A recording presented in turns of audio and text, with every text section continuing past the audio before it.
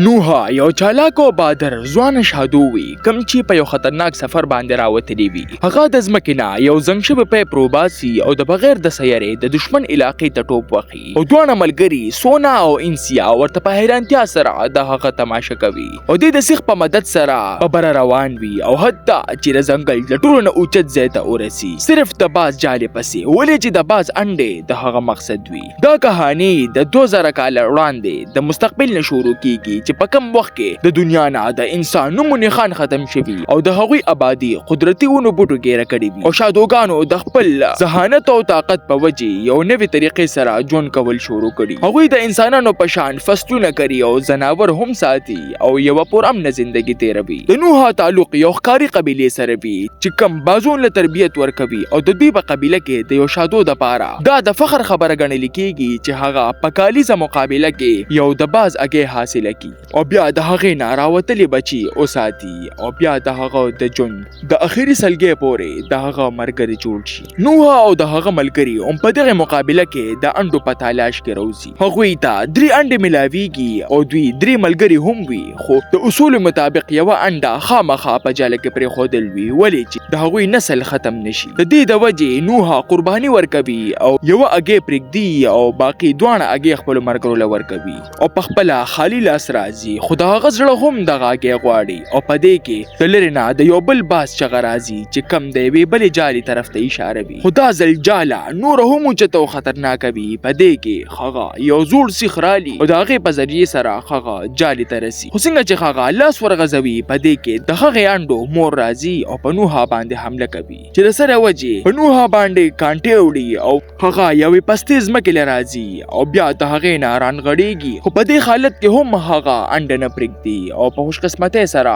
هغه زړو سیخانو ته لاس ورچوي او بچ کیږي. او کله چې د واپسۍ په دوران کې هغوی خپلو اسونو له ورځي نو دوی د چا د ګرځېدو اواز اوري او دوی ته د چا د موجودګۍ احساس وشي. بیا د یو عجیبه شکل واله شادو منډه وهي او دوی ورپسې هم شاته ورځي او په دې کې هغوی یو تیارې واله سورنګ ته ورسي چې هغوی چرته هم په دې کې د تلو کوشش نه وي کړی او د هغه ملګري انسیا ته یو کپړه ملاویږي او هغه بینوي او دوی ته وایي چې موږ یو عجیبه شادو نه بلکې یو انسان ولیده. دا د دوی دپاره ډېر د حیرانتیا خبره وي ولې چې د دوی دا سوچ و چې انسانان ختم شوي او کور ته په راتلو باندې هغه خپلې مور ته دا ټوله خبره کوي چې دې سره د هغه مور سیریس شي او ورته وایي چې ته دا خبره د قبیلې سردار یعنی خپل پلار ته وکړه. د نوحه پلار یو رحمدله سردار سره د انصاف په معامله کې یو سخت سردار هم وي او د هغه ساتلی شوی باز نوحه ناخوښوي ولې چې هغه دې د هیڅ قابل نه ګڼي. په دغه شپه باندې د نوحه د کبانو والا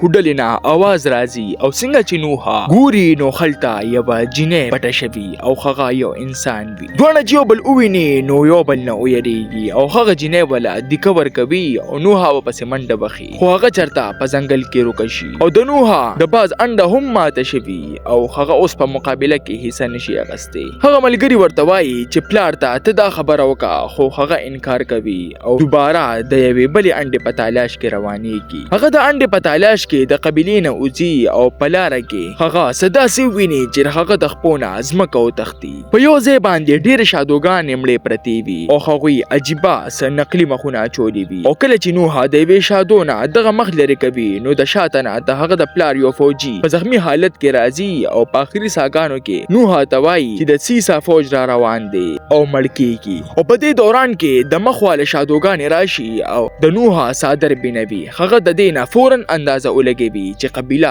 څومره لرې ده. هغوی د نوحه اصله کرنټ ورکوي ولې چې هغه د قبیلې طرف ته منډه ووهي او په دې کې نوحه د قبیلې د خبردارولو دپاره منډه وهي خو د بدقسمتۍ نه ډېره ناوخته شي. ټوله قبیله سره لمبه شوي د سیسا کسان لګیا وي د دوی خلق او کورونه دواړه تباه کوي او نوحه په سراسه طریقې سره د خپلو ملګرو د بچ کولو کوشش کوي خو د سیسا خاص کس د شیروال په مخ کې د چا هم نه چلیږي او خو دومره طاقتور وي چې صرف په لاس باندې د دشمن نه کلمې راوباسي. بیا هغه د قبیلې د ټولو نه اوچت ځای باندې خپل پلار ویني چې کم د اور نه بازان بچ کولو دپاره هغوی ازادوي ولې چې هغه وایي چې موږ نو زموږ نښې بازان خو به وي که نه خو په دې کې ناڅاپه شیروال هم راځي. نوحه د پلار د بچ کولو ډېر کوشش وکړي خو هغه بېهوشه کوي او د هغه پلار ډېر زیات زخمي کوي او شیروال د هغه پلار د نوحه دړوان دی د بره نه راغورځوي کوي او مړ کوي او کله چې سار شي نو ټوله قبیله د شیرې د خوراک شوي او هر څه ولې تباه کړي.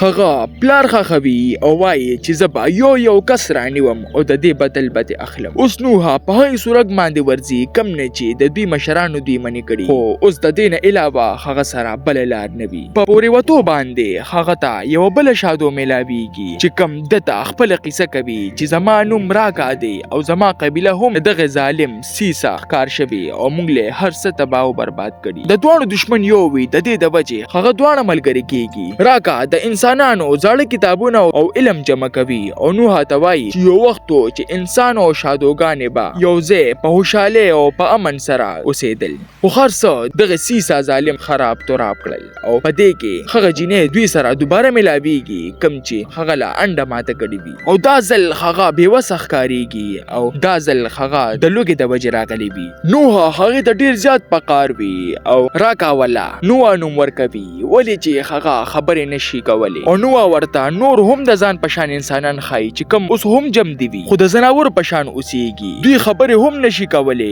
او د دوی ژبه اوس شادوګان وایي او د دې نه مخکې چې هغوی څه کول د شیروال کسان بیا راځي او نوح ګیروي، خو نوح هغه بچ کوي او د تښتېدو په دوران کې راکا نوح بچ کوي او خپل ځان قربانوي او نیرې وړي. بیا نوح او نوح دواړه ګیریږي او د خپل مشر د سیسا خواله بوزي او بیا د سیسا په قلا کې دواړه قیدوي او د نوح نه غلام جوړوي او هغه ګوري چې د غلام شادوګانو په ذریعه سره یوه غټه دروازه کولا وخي ولې چې د دې د شاته د انسانانو لخوا یوه غټه خزانه موجوده وي او نوح یوه کمره کې قید کوي چېرته یو بوډا سړي سره ملاقات کیږي چې د هغه نوم ټریسن وي چې کوم د سیسا د خوشحالولو دپاره هغه ته د انسانانو ټیکنالوژي ښایي. نوح هغه ته بدې ردې وایي او ورته وایي چې ته غدار یې. هغوی هلته ګوري چې سیسا هره ورځ خپلو کسانو ته تقریرونه کوي او هغوی په جذبه کې رابلي چې زه د افلاطون په فلسفه باندې روان یم او په هغې باندې عمل کوم، خو په حقیقت کې هغه صرف طاقت غواړي او دا هر څه هغوی په دوکه کې د ساتلو دپاره کوي. هغه نوح سره